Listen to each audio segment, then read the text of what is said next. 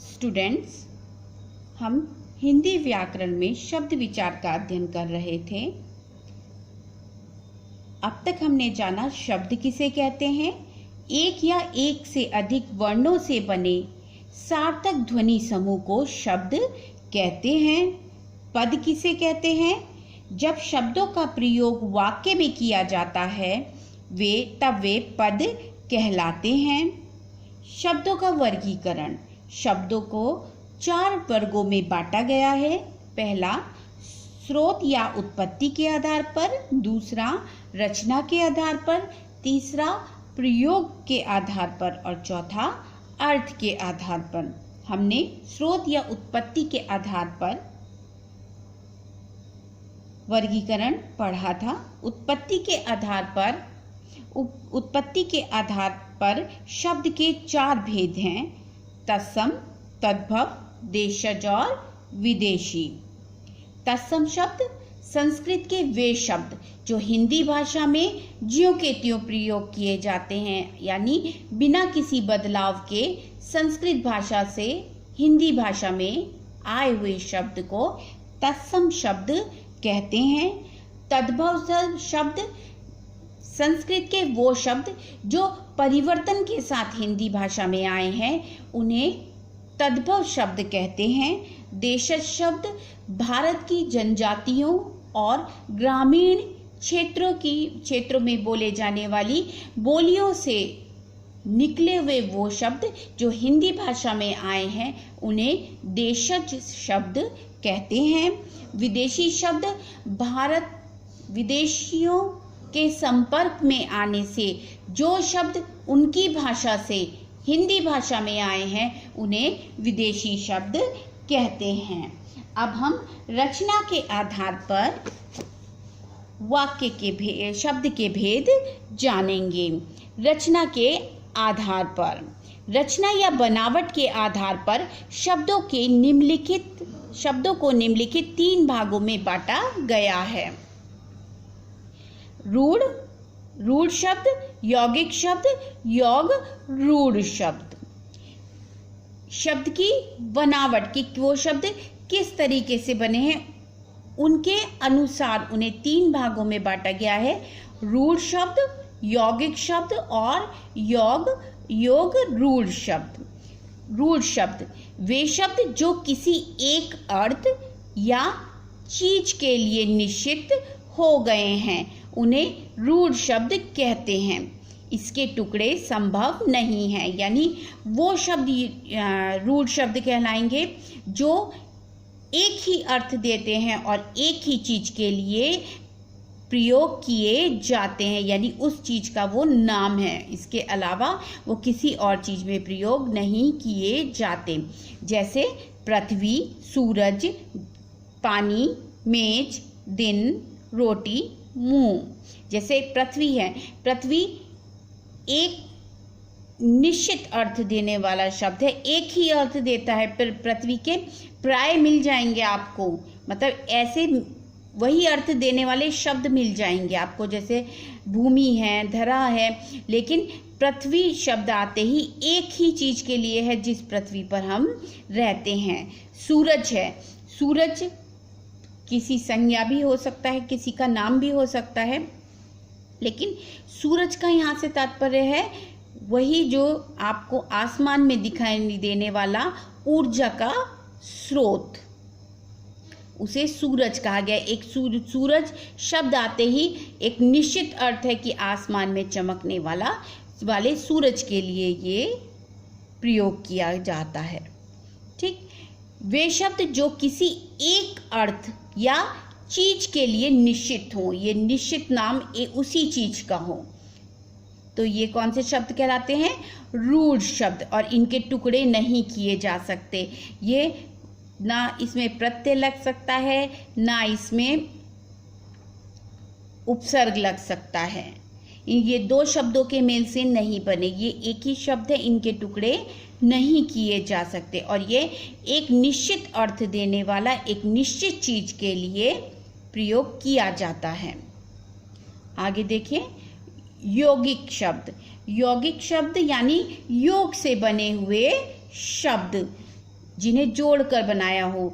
वे शब्द जो दो या दो से अधिक शब्दों या शब्दांशों के योग से बनते हैं उन्हें यौगिक शब्द का कहलाते हैं। वे यौगिक शब्द कहलाते हैं। मतलब योग से बने, या तो उसमें दो शब्दों का मेल होगा, दो या दो से अधिक शब्दों का, या शब्दांश का मेल होगा। शब्दांश का अर्थ होता है शब्दों के छोटे अंश जो किसी रूढ़ शब्द या उपसर्ग या प्रत्यय या अन्य रूढ़ शब्दों के मेल से बनते हैं। वो रूढ़ शब्द जो किसी रूढ़ शब्द से या उपसर्ग प्रत्यय लगाकर बनाए जाते हैं। योग किया जाता है, किसको जोड़ा जाता है? या तो रूढ़ शब्द उस शब्द के आगे जोड़ा जाएगा, या उपसर्ग जोड़ा जाएगा, या प्रत्यय जोड़कर वह शब्द बने हैं। जैसे विद्याधन आलय, हमारा बना विद्यालय। विद्या क्या है? इसमें रूढ़ शब्द, और आलय क्या है? प्रत्यय। आपको मैंने पिछली वीडियो में भी बताया था, उपसर्ग और प्रत्यय को शब्दांश बोला जाता है। ये शब्द नहीं, शब्द के एक छोटा सा अंश है जिसे शब्द में लगाकर एक नवीन शब्द का निर्माण किया जाता है। ऐसे ही देखेंगे हम अधन न्याय, शब्द बना अन्याय। अ क्या है? उपसर्ग, और न्याय क्या है? रूढ़ शब्द। प्रधान धन मंत्री, ये दोनों कैसे शब्द हैं? हमारा नया शब्द बना प्रधान मंत्री। ये दोनों कैसे शब्द हैं? ये शब्द रूढ़ शब्द हैं। प्रधान रूढ़ शब्द है और मंत्री भी रूढ़ शब्द है। दोनों रूढ़ शब्द को मिलाकर एक नया शब्द बना प्रधान मंत्री। सत धन जन, सत क्या है? हमारा उपसर्ग, और जन क्या है? रूढ़ शब्द। जाके हमारा क्या शब्द बना? सज्जन। विधन ज्ञान, विज्ञान।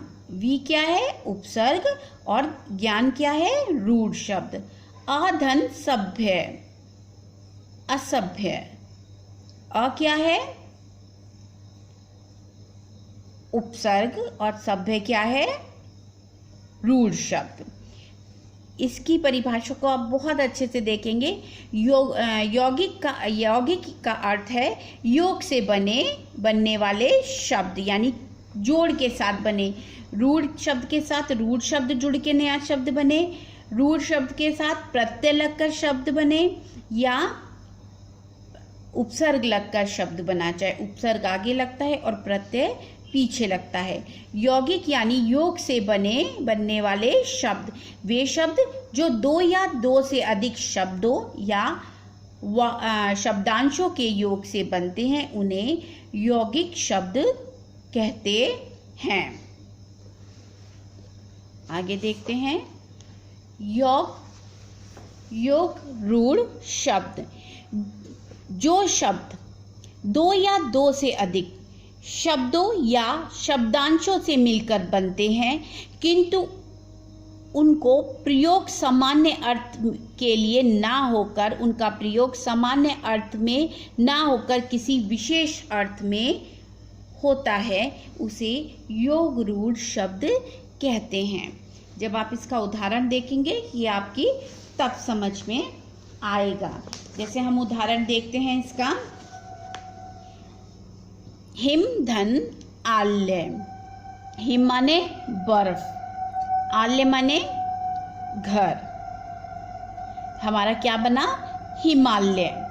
ठीक, हिमालय किसका नाम है? एक पर्वत का नाम है जो बर्फ से ढका रहता है। हिमालय का नाम आते ही हमारे को उस पर्वत की याद आती है जो बर्फ से ढका रहता है। यानी ये तीसरे अर्थ में दे रहा है। हिमालय का मतलब वो पर्वत जो बर्फ से ढका रहता है। हिमालय किसी विशेष पर्वत के लिए है। जो सामान्य अर्थ ना देकर कोई विशेष अर्थ दे, जैसे पंग धन ज, ये क्या बना? पंकज। यह यौगिक शब्द जो पंकज बना है कीचड़ में उत्पन्न होने वाले हर वस्तु के लिए प्रयोग नहीं होता। ये पंकज कीचड़ में उत्पन्न होने वाले हर वस्तु के लिए प्रयोग नहीं होता। ये किसके लिए प्रयोग होता है? कीचड़ में उत्पन्न होने वाले कमल के लिए प्रयोग होता है। ऐसा रूढ़ शब्द कमल जो विशेष पुष्प के लिए कहा जाता है, तो ये शब्द रूढ़ शब्द बनता है, फूल के लिए रूढ़ हो जाता है। जो जलज बना हमारा ये जो पंकज बना वो किसके लिए हो गया? ये शब्द कमल के लिए ये शब्द रूढ़ हो गया, यानी ये एक निश्चित शब्द हो गया। किसके लिए? कमल के लिए। पंकज कहाँ खिलता है? तो हम कहेंगे कीचड़ में। पंकज का ध्यान आते क्या है? कीचड़ में खिलने वाला कमल का फूल। जलधन जलज कमल के लिए आया है ये भी। एक धन दंत, एक दंत। एक दंत किसका है? जिसका है एक दांत, यानी गणेश। विशेषण अर्थ में एक दंत का अर्थ क्या हुआ? गणेश। महाधन वीर, महान है जो वीर, महावीर यानी हनुमान। नीलधन कंठ, नीलधन कंठ, दो शब्दों को जोड़कर बना क्या बना? नीलकंठ। तो नीलकंठ अगर आप कहें तो नीलकंठ किसके लिए आया है? सीधा आपके सामने आता है कौन? भगवान शिव। नीला है कंठ जिसका, भगवान शिव। चार धन पाई, चार पाई माने पैर, चार हैं जिसके पैर अर्थात चार पाई। ये जो शब्द बना चार पाई, ये किसके लिए है? बिछाने वाली चार पाई। दश धन आनन, दशानन। दशानन किसके लिए? 10 काउंटिंग के लिए तो नहीं आता, 10 गिनती के लिए। 10 हैं जिसके आनन यानी रावण। ये शब्द दशानंद आप प्रयोग करेंगे रावण के लिए, है ना। 10 सिल वाला कौन था? दशानंद किसका नाम है? दशानंद रावण का नाम है ना। लंबधर उदर, लंबोदर भगवान गणेश के लिए, लंबा हो जिसका उदर। यानी ये जो शब्द है ये विशेष अर्थ देता है किसके लिए? गणपति के लिए। चतुर्धन आनन, चतुर माने चार, आनन माने मुख या सर। चतुरानन, चार हैं जिसके आनन, चार हैं जिसके मुख, अर्थात कौन होगा वो? किसके अर्थ में आया? किस विशेष अर्थ में आया? चार मुंह वाला हो जाएगा अगर आप इसको देखेंगे, इसका अर्थ देखेंगे। लेकिन कौन? ब्रह्मा। तो योग रूढ़ शब्द वो हैं जो दो या दो से अधिक शब्दों या शब्दांशों को मिलकर बनते हैं। जैसे आपने ये डेफिनेशन है, सेम यही डेफिनेशन है। जो शब्द दो या दो से अधिक शब्दों या शब्दांशों से मिलकर बनते हैं, किंतु इसका प्रयोग सामान्य अर्थ में ना होकर किसी विशेष अर्थ में होता है। ठीक, ये बहुत सिंपल सी इसकी परिभाषा है। दो या दो से अधिक शब्दों या शब्दांशों से मिलकर बने शब्द जिनका प्रयोग सामान्य अर्थ में ना होकर किसी विशेष अर्थ में होता है, उन्हें योग रूढ़ शब्द कहते हैं। ठीक, आया आपकी समझ में? यौगिक शब्द कौन से हैं? यौगिक शब्द वो शब्द हैं जो दो या दो से अधिक शब्दों या शब्दांशों से मिलकर बनते हैं। सिंपल इसका वही डेफिनेशन है जो योग रूढ़ की है। बस इसमें आपको ये और याद रखना होगा, जो सामान्य अर्थ ना देकर कोई विशेष अर्थ दें, उन्हें योग रूढ़ शब्द कहते हैं। आगे आइए, अब हम देखते हैं प्रयोग के आधार पर। प्रयोग के आधार पर शब्दों को दो भागों में बांटा गया है। ठीक, विकारी शब्द और अविकारी शब्द। विकार माने जिसमें कोई परिवर्तन आ जाए या कोई परिवर्तन आ जाए, विकारी। और अविकारी जिसमें परिवर्तन ना आए। बहुत सिंपल डेफिनेशन है इसकी। वे शब्द जिसके रूप में, जो शब्द हैं उनमें परिवर्तन आए, वे शब्द जिनके रूप में लिंग, वचन, कारक, क्रिया और काल के बदलने से परिवर्तन आ जाता है, वे विकारी शब्द कहलाते हैं। जैसे संज्ञा, सर्वनाम, विशेषण, क्रिया, विकारी शब्द हैं। जो इसमें प्रयोग होने वाले शब्द हैं वो क्या है? विकारी शब्द हैं। उनमें परिवर्तन आता है। एक वचन है, उसके साथ क्रिया में परिवर्तन आता है। सर्वनाम का प्रयोग है तो विशेषण में परिवर्तन आता है। ठीक है, वे शब्द जिनके रूप में लिंग, वचन, कारक, क्रिया और काल के बदलने से परिवर्तन आता है, उन्हें विकारी शब्द कहते हैं। आगे देखें।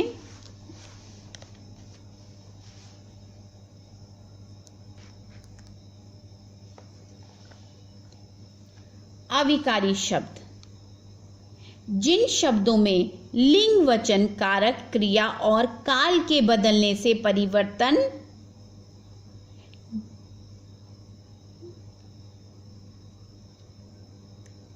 नहीं आता, वे अविकारी शब्द होते हैं। जैसे क्रिया विशेषण शब्द, समुच्चय बोधक शब्द, विस्मयादि बोधक शब्द और संबंध बोधक शब्द।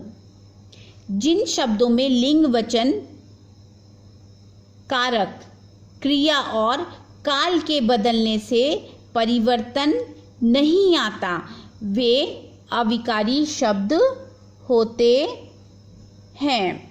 जैसे क्रिया विशेषण, समुच्चय बोधक और विस्मयादि बोधक और संबंध बोधक। जैसे धीरे धीरे, जब हम करते हैं राम धीरे धीरे चल रहा है,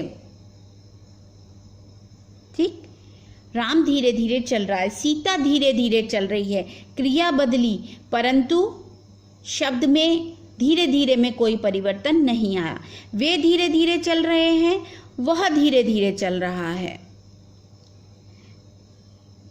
एक वचन या बहुवचन में कोई अंतर नहीं आया। काल में वे धीरे धीरे चलते हैं, वे धीरे धीरे चल रहा है, तो कोई परिवर्तन, धीरे धीरे में कोई अंतर नहीं है। राम और श्याम, सीता और गीता, इनमें कोई परिवर्तन नहीं आया किसी भी लिंग के लिए, किसी भी क्रिया के लिए, किसी भी काल के लिए। शाबाश, तुम बहुत अच्छा खेले, शाबाश, वे सब बहुत अच्छा खेले।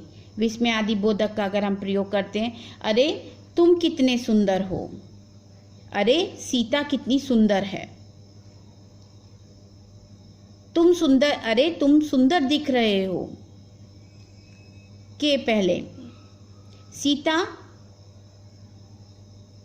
राम से पहले स्कूल चली गई, श्याम गणेश के आगे खड़ा है। इन शब्दों में परिवर्तन नहीं आता। अब आपने क्या सीखा? आपने सीखा रचना के आधार पर। पहला आपका था स्रोत के आधार पर शब्दों के कितने भेद थे? 4 भेद थे, तत्सम, तद्भव, देशज और विदेशी। रचना के आधार पर शब्द के कितने भागों में बांटा गया? 3 में बांटा गया। रचना के आधार पर शब्द को कितने भागों में बांटा गया? 3 भागों में बांटा गया, रूढ़, यौगिक और योग रूढ़। प्रयोग के आधार पर शब्दों को 2 भागों में बांटा गया, विकारी और अविकारी। उत्पत्ति के आधार पर 4 भागों में, रचना के आधार पर 3 भागों में और प्रयोग के आधार पर 2 भागों में बांटा गया।